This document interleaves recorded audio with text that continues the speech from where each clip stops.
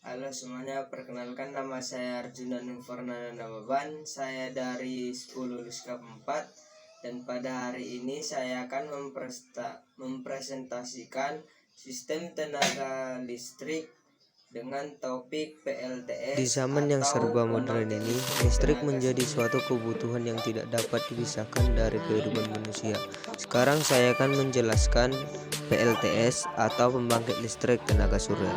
Matahari adalah sumber energi utama yang memancarkan energi yang luar biasa besarnya ke permukaan bumi. Berada di khatulistiwa, sinar matahari di Indonesia dikenal sangat melimpah. Matahari bersinar sepanjang tahun pada keadaan cuaca cerah. Permukaan bumi menerima sekitar 1000-an energi matahari per meter persegi, sehingga bisa dikatakan bahwa sumber segala energi adalah energi matahari. Pembangkit listrik tenaga surya adalah suatu sistem yang digunakan untuk menghasilkan energi listrik dengan memanfaatkan energi surya dari matahari yang diserap oleh panel surya.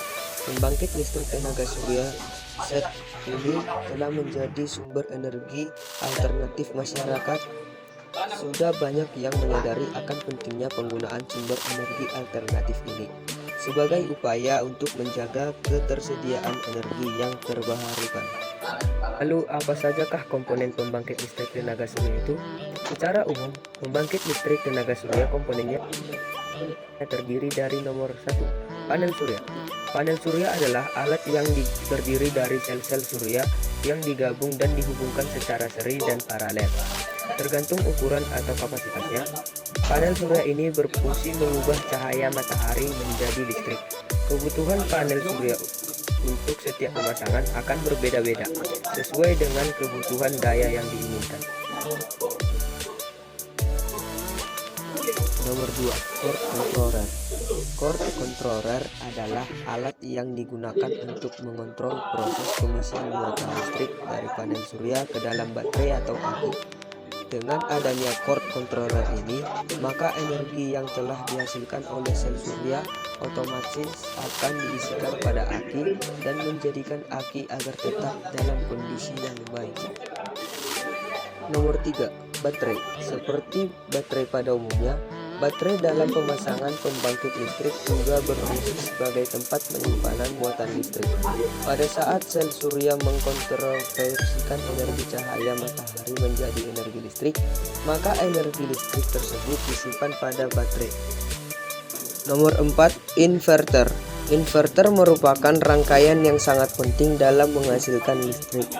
Inverter akan mengkonversikan arus DC yang tersimpan dalam baterai menjadi daya AC, sehingga dapat digunakan untuk berbagai keperluan. Lalu bagaimana cara kerja pembangkit listrik tenaga surya tersebut? Secara sederhana, cara kerja panel surya adalah matahari memancarkan cahayanya dan kemudian cahaya tersebut akan diterima oleh panel surya melalui sel-sel surya. Ketika panel surya terkena cahaya matahari, muatan positif dan muatan negatif pada lempeng panel surya akan bertemu sehingga akan menghasilkan tegangan listrik direct current. Fenomena ini disebut sebagai fotovoltaik. Awalnya arus listrik yang dihasilkan panel surya akan masuk ke cord controller untuk diatur tegangannya. Cord controller ini juga berfungsi untuk memutus arus listrik ketika baterai sudah penuh. Kemudian arus DC tersebut akan tersimpan pada baterai mengisi daya baterai hingga penuh, akan tetapi listrik tersebut belum bisa dipakai untuk peralatan rumah tangga dikarenakan peralatan rumah tangga lebih banyak yang menggunakan arus AC. Lalu bagaimana cara mengubah arus listrik DC menjadi arus listrik AC? Untuk mengubahnya diperlukan sebuah alat yang dinamakan inverter. Alat ini akan mengkonversikan arus listrik DC menjadi arus listrik AC atau arus bolak-balik. Dengan demikian, sekarang alat rumah tangga sudah bisa digunakan.